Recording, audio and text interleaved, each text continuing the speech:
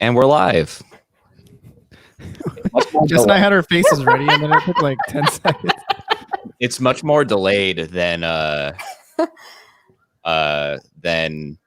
like when we normally record. So I was like, I hit the button and then nothing happened. And I was like, I don't know what's going on right now. It was disappointing because I was really cheesing it up. Wait, can we get Matthew Gronholtz to come say hi? Yeah. Come say hi. You didn't even give him a choice. No. Hi, guys. Hi. Gosh, I'm really disappointed you're not in your race suit anymore.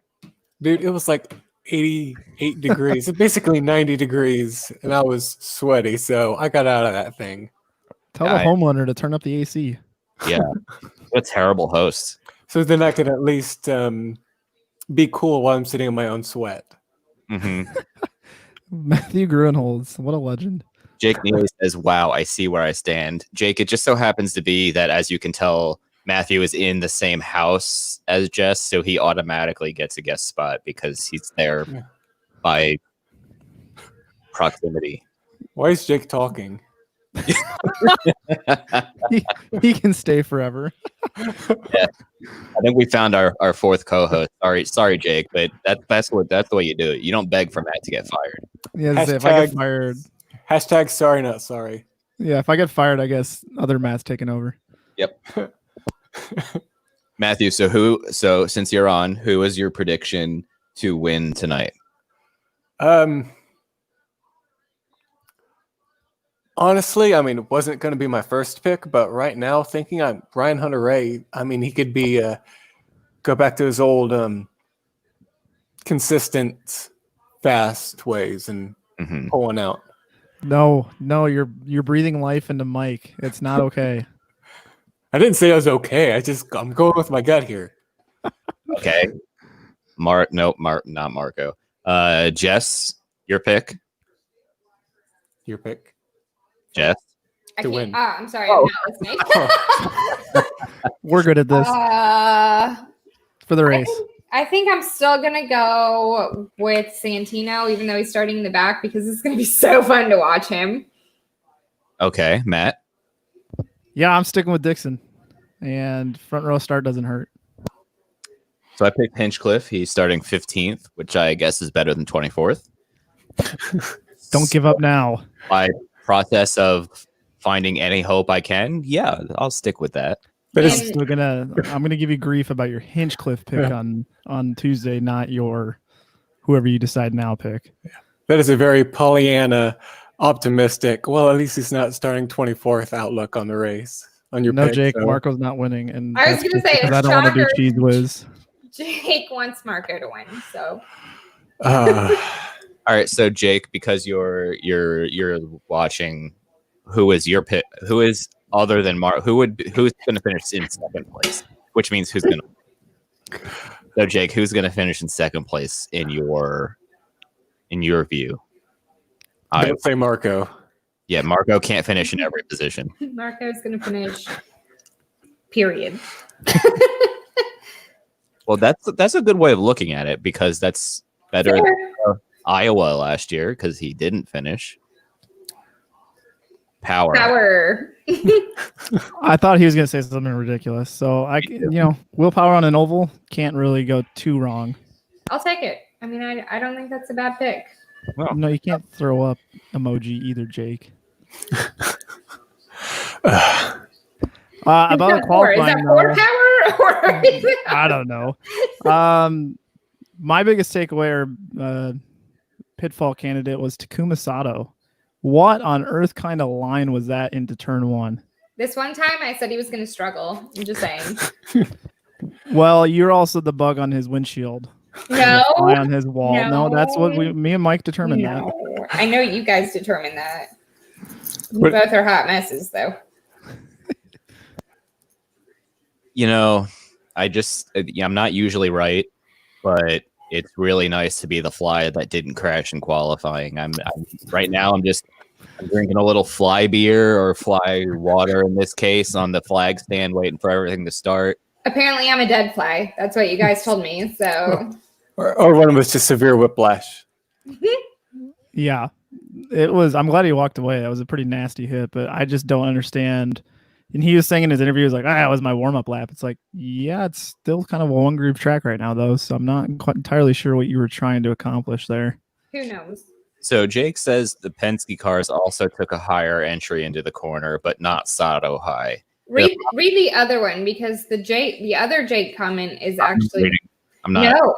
That one's actually he says that he would rather Marco wreck than finish 16th, but wreck going for top 5. I can't Spoiler. believe I ever thought he would say that he would be okay with Marco wrecking. Yeah, like what does that get you in the end? 22nd place finish or something? just saying. Yeah. What else happened in qualifying? Jack Harvey. Oof. Yikes. Big oof. Yeah, that was I mean, brutal. I tweeted that he did a 205 oof is what I said on Twitter. You can almost tell from his post qualifying comments. I don't know if anybody saw what Nathan Brown said, but like drinking from a fire hose is like almost like putting it like too lightly. Because he and I did see that he has never been to Texas before, so he didn't test there in February or March like we were wondering before. Well, and that's just such a brutal place to try to figure out, and I totally get it. So His best lap was his second lap of qualifying. So his last lap he ran was the best lap of the day for him. Well, and I get it. Like, I understand that showing up to Texas is going to be rough. It just, he never struck me as a guy in Indy Lights or anything that would be someone who took a little bit to get up to speed. And especially with a guy like Palou or Herta last year or anybody else that we've seen before, it's just kind of surprising that it's taken him a little bit longer to get up to speed. So I hope they find race pace for sure, because I think he has the skills. It's just about getting the time to put everything together. This might be a good race for him to just be patient, let the experience, and who knows, it's the first race in a wacky year. We could have 7 guys crash out, and by proxy, he's up to 14th place. That would to be fair, he could have still been being conservative because he didn't want to wreck. Maybe they don't have a bunch of spare parts or something. So, I mean, it's not good. Don't get me wrong, but he could have been doing it for a reason. Yeah, and there's, based on what we've seen so far, there's probably going to be a couple accidents tonight. So, yeah, taking the safe approach and just trying to survive is going to maybe get you a top 15 somewhere. So you've given up on your "it's going to be clean" thing? No, I said it was going to be clean for practice and qualifying. I never said anything about the race. And Jake also said, will they take him, Harvey, off the track during the race? What are your thoughts? No. Well, the last time I remember that happening was Marco in Iowa. So mic drop. I don't know. It's don't actually drop your mic. What is it? The 110% rule or whatever it is. I highly doubt that happens, but it could, I guess. Yeah. The last person it happened to was Matt. Marco Andretti in Iowa. I rest my case. So it's not unprecedented. He'd have to be going pretty slow for that to happen. I guess it depends on how his tires do over a long stint. Yeah. So what else happened in qualifying? Did we miss anything? So Ferrucci, let's talk about that. That kind of threw me for, I don't want to say a complete surprise because he was pretty slow during practice, but to not even attempt to run anything because they thought the car was that far off. I don't want to say Matt might be on to something with his preseason prediction, but Matt's doing a lot of mic dropping tonight. No, it's only for. I hope it's wrong though. I hope they figure it out for the race. Maybe we're just I don't know. Maybe I have way more hits today than misses, so just throwing that out there. I know Jess is on fire right now, and they didn't have that much time to correct any adjustments to the car either, I think. So I mean, Maybe they're just playing it smart and just like, you know what, we're not going to try to swing for the fences. It'll be unsafe. So, I mean, I think it's going to be really fun to see him come from the back in the race. He could be one of the more consistent drivers to slowly make his way to the front. So, Yeah, he's had some epic starts for sure. Being accused of jumping the green a couple times. So, question. We've heard plenty of talk about this second groove or traction compound or lack of traction compound. If you read a couple of our tweets from the post-qualifying press conference, who is the first one to make a bold move up there? And Jake, we'll get to your question next.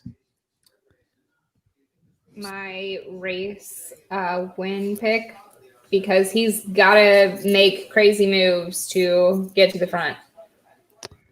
yeah, I could see someone like Pato maybe trying something a little ambitious. But yeah, Ferrucci too, just because he's all the way back there. So I hope he doesn't like try to throw it all away right away. I'm gonna go with Herta. Ooh, yeah, not a bad pick either. I'm going to go with. Don't comment, Jake. I'm going to go with Marco, trying to because in the past he's shown grit going on the outside during the beginning of races, and honestly, what does he have to lose? Actually, you know who usually does crazy things at the beginning of races, and it always pays off for him? Thomas Scheckter. Also him. TK. He had a good qualifying. Good for him. And he can pull some crazy stuff off at the beginning of races and make it stick. So that might actually be our first person who throws it up there just to see. Okay. All right. I like it. So Jake wants to know, I don't know why we keep taking his questions. Maybe because he's the only one asking questions. But who is going to be the first out tonight? I'm going to go with Hinchcliffe. I'm gonna go with Hunter Ray. I feel like We did not text about this, I promise. So real quick before my answer, Rinus VK's car has been repaired and through tech and heading to the grid as of 9 minutes ago. Sweet. Fantastic. So I don't see anything about Sato yet, but I guess we'll find out. So my pick is going to be Ed Carpenter. Bold. He either is really good on ovals or has terrible luck on ovals, like the last 5 years. That 1 year, oh, Matt, what was it? 4 years ago or so, where he didn't finish any races in his oval season. Ed Carpenter, that was 2015. Yeah. No, 16. Yeah. Yeah. Because that was the 100th. I think that was the year. And it wasn't all, driver error. I think he had like an electrical problem at least once or twice. So, yeah, I don't know. That'll be my pick. Matt, who are you picking? I hate to go off anything based off of iRacing. Oh, no. But, oh, no. Maybe Oliver Askew. He could surprise us, but that's what I'm feeling. Okay, well, you guys feel free to converse. I'm going to head out and take care of some stuff before the race. So Cool. Enjoy the race, guys. Take care. Toodles. See ya. I just waved with the hand you can't see.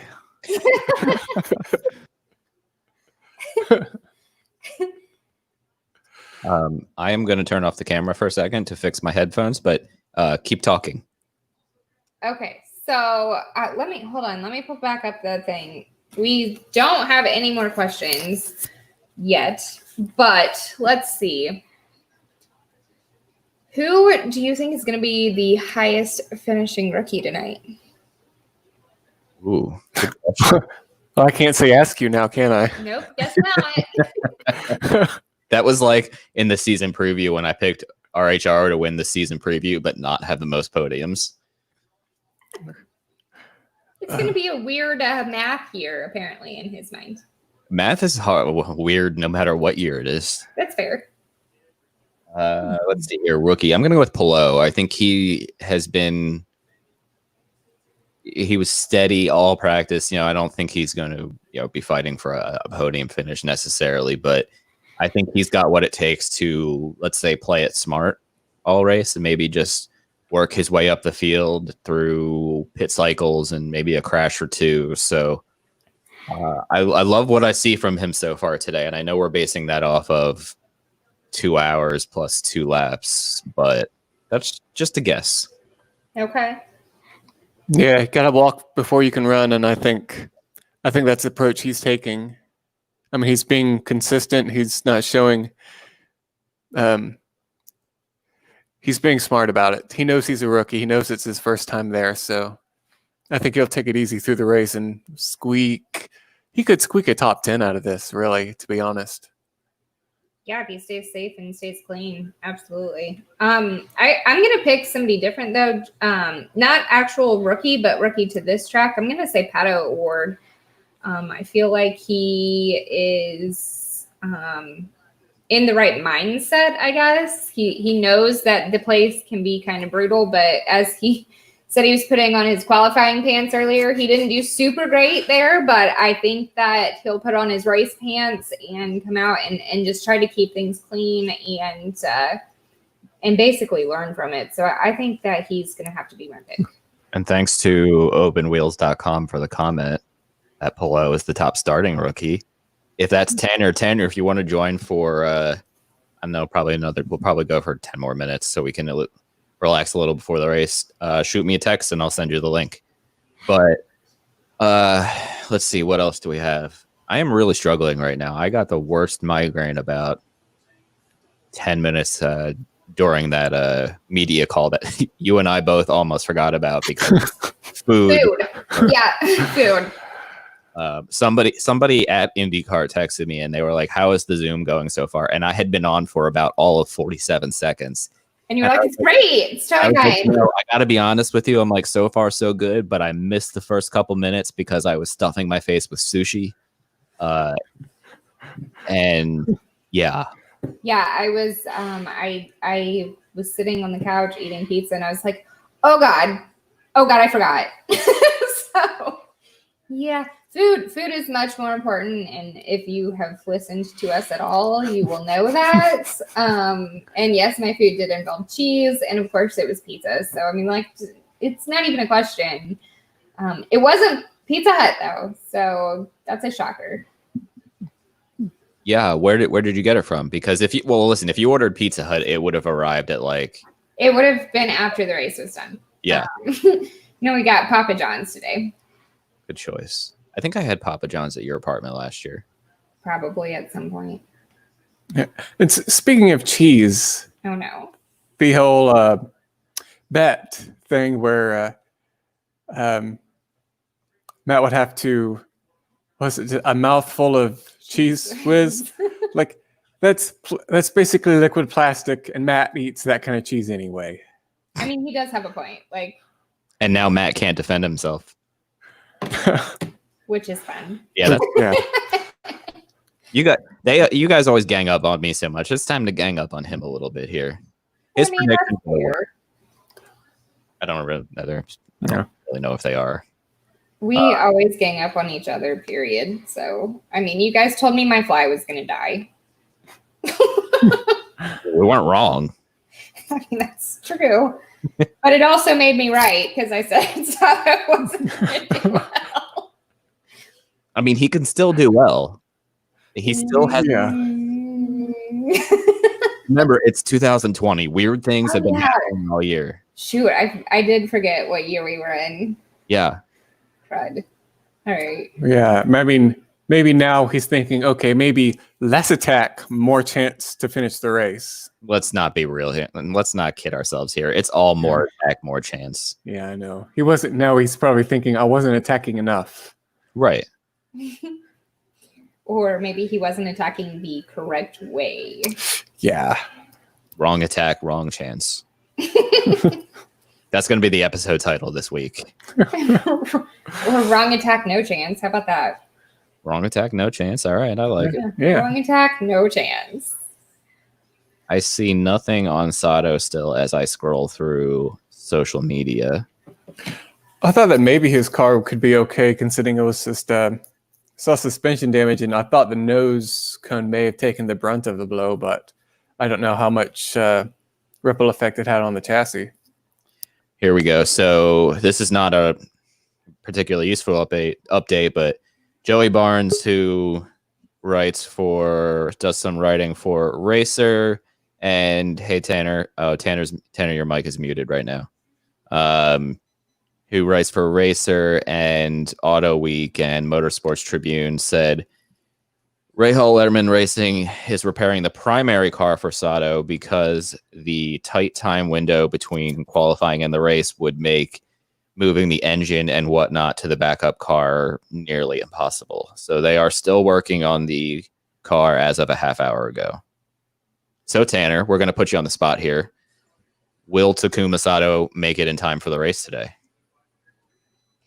It's tough. I don't know what exactly IndyCar's deadline is for actually putting a car on the grid, but if the green flag's supposed to be at 8:05 Eastern, I would say, I mean, it's already 7:40.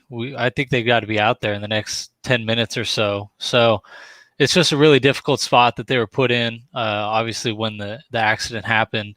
But right now, it kind of looks like they won't be there. Matt. Other Matt. Hard for me. Jess, what do you do? Do we see Sato at the back of the field at the start of the race in 20-ish minutes? Barely. Barely? Just barely. I say yes, he's there, and I don't know that there's a time frame. As long as he can roll off and get a warm-up lap, I think that's it. So Yeah, does he have to go through tech again? I wouldn't think. I would think.